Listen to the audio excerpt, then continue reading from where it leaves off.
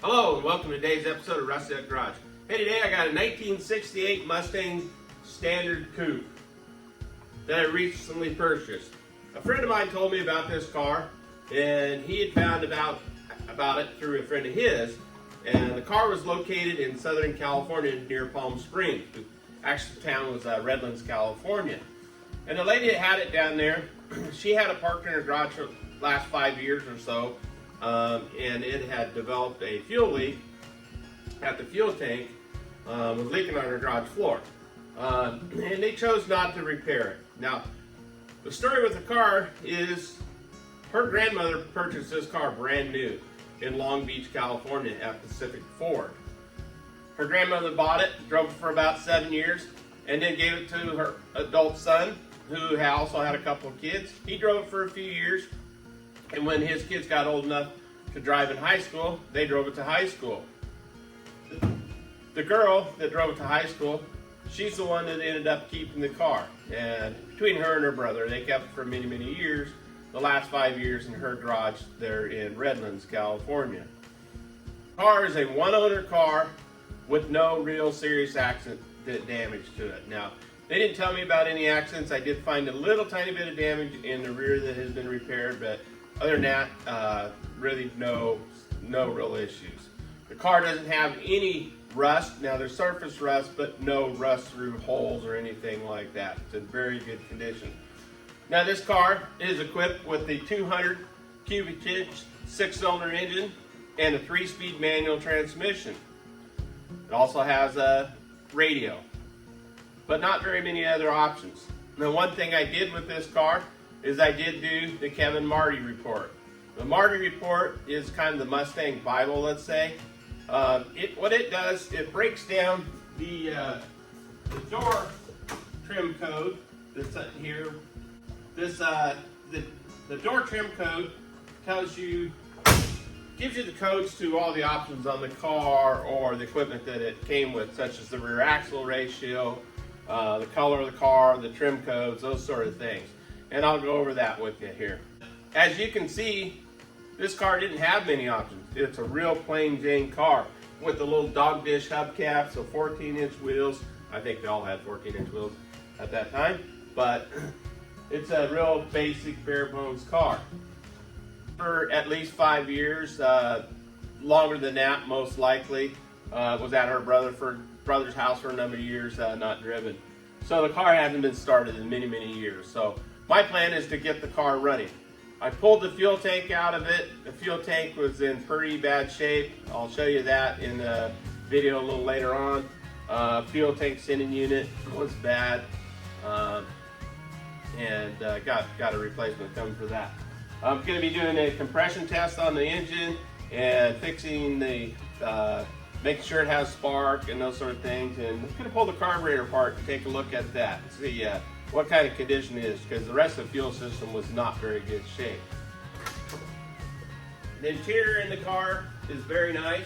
Has the original dash pad on it that seems to be in very, very good condition. The headliner's in nice condition. All the gauges are there. Hopefully they function properly. It does have an aftermarket radio in it. The carpet is faded and worn, and I have new carpet on order for the car, which will be here in a few days, and we'll be installing that in the car. What I really like about this car is it's Wimbledon white. Wimbledon white was a real common color white that Ford used. It's not a bright white, it's a kind of an off-white. They used it in the 60s through the 70s for many, many years. This car with the dog dish hubcaps and real plain Jane, no sport style wheels, no GT, no nothing. It just didn't have any options.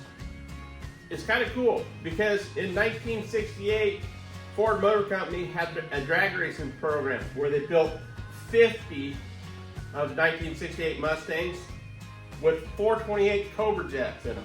They were all Wimbledon white, and they all had the dog dish hubcaps originally, 4-speeds, and 6 of them were delivered to Holman and Moody in Long Beach, California, which is a dealership not far from Pacific Ford where this car was delivered new. And I often wonder if this car crossed paths with any of those 50 Series 135 Mustangs that were sent to Holman and Moody down there. Actually, all 50 of them were sent there. There was only 6 to 10 of them were sent to there. But 6 of them went to the Winter Nationals in 1968, which they won in their class. Those 135 Series Mustangs are worth a ton of money today. But look, similar to this car, Wimbledon white with those wheels. Obviously, this car is not a fastback, but that's all good. So when I get this car running and driving, and we'll pull the wheels and inspect the brakes and do whatever we got to do there, replace the tires, etc., we'll be taking it for a road trip and see how she runs and drives, and hopefully we can take it for a few hours down to Southern Oregon or something like that, and enjoy the car. So. Okay, this car was parked many years ago mainly because of this fuel tank. It developed a leak, as you can see here. It had a little bit of water in the sump here. See, it has a little sump here, and water would gather here and rust the tank. And after setting in her garage for 5 years or so, it started to leak, and that was kind of one of the things that made them decide to get rid of the car. Okay, you can see the fuel line here. I'll be replacing that little jumper line there, and get the tank out, and we'll pull the sending unit out of it here. Already disconnected the fuel line there. I think I see somewhere's there. There's a date on there. Looks like 1998, possibly. That's funny. December 24th, 1998. And here it is in the first week of December in 2024. So I guess that tank's been in here for 26 years. So when I removed the tank, I found this 12/24/1998, the date the tank was replaced, 26 years ago. And then I found the invoice where she paid to have it done. This guy decided to crawl up on me while I'm underneath the car. One thing about the early Mustangs that is kind of nice is the fuel tank is part of the trunk floor. And so you're not dropping the tank down out through the bottom, it actually comes up through the top. And this car still has the original jack and the spare tire. And you can see it's a 4-lug system, or 4-lug wheels on this, and axles and spindles. Hubs in the car. You can look at the trunk floor here and see the trunk floor is very nice in this car for being all original. I don't think the quarters have ever been damaged. You can see the undercoating they put on there, the spray coating of some sort there, but it's not really rusted, no rust holes through. We'll pull off the filler neck and the 10 screws, or however many there are, look like sheet metal screws that hold it in, and out will come the tank.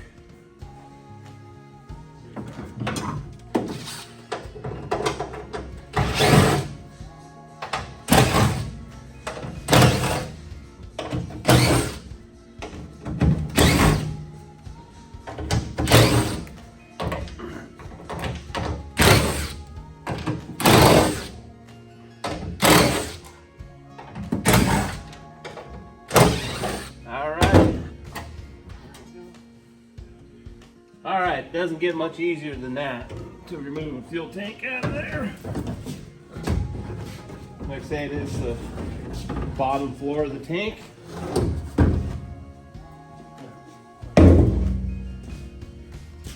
And you can see what we got down there.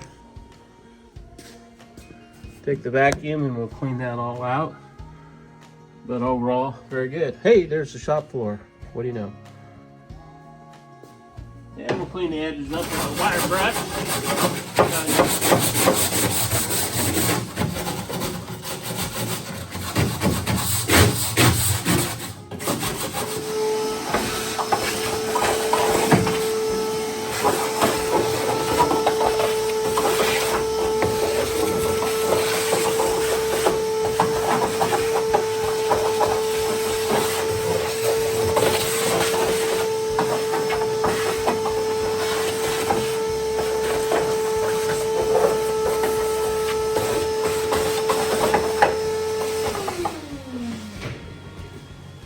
black thinner, clean up around the edges there.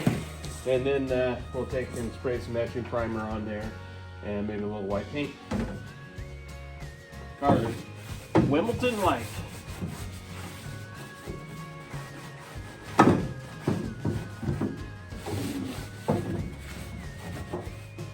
Well, I had planned on using the fuel sending unit and pickup tube. Flip the ring off there, put that loose, and just what I found. Pretty crusty, pretty rusty. I'm going to imagine the rest of the fuel system looks the same way. The fuel line from the tank all the way up to the fuel pump is probably in similar condition. So I'm going to be ordering a new fuel sending unit.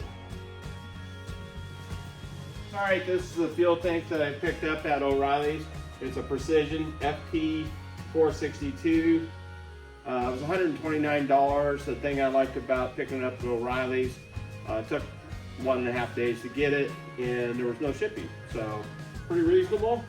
Could have got through Summit, it would have taken a little longer for the shipping, so I went with O'Reilly's. It does come with the new retainer and sealing ring. But I do need to order a fuel sending unit.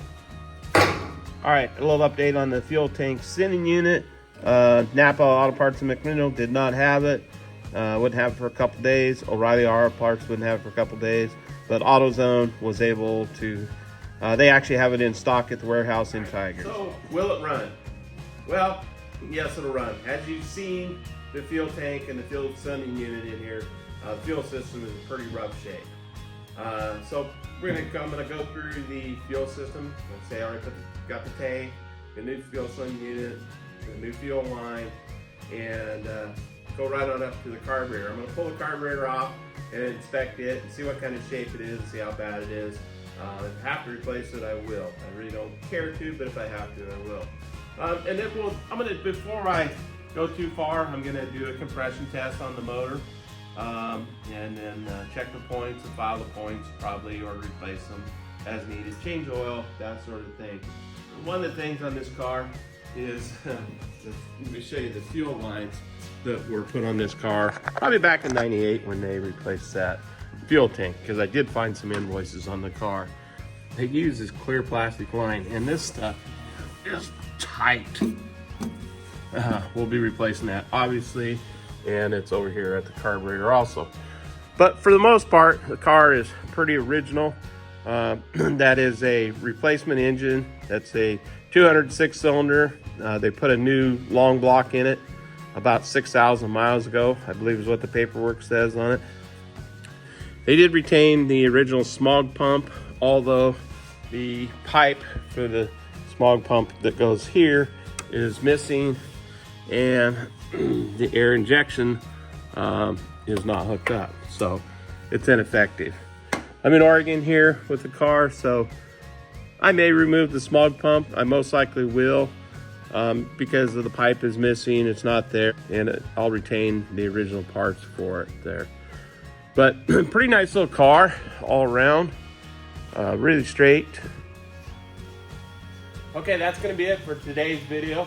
The next video will be getting the car running, do a compression test on it, finishing up the fuel system. I've removed this smog pump off there, but like I say, in the next video we'll get the car running and see how the brakes are, and maybe put a set of tires on it, hopefully take it for a drive. We'll catch you next time at Rusty Duck Garage.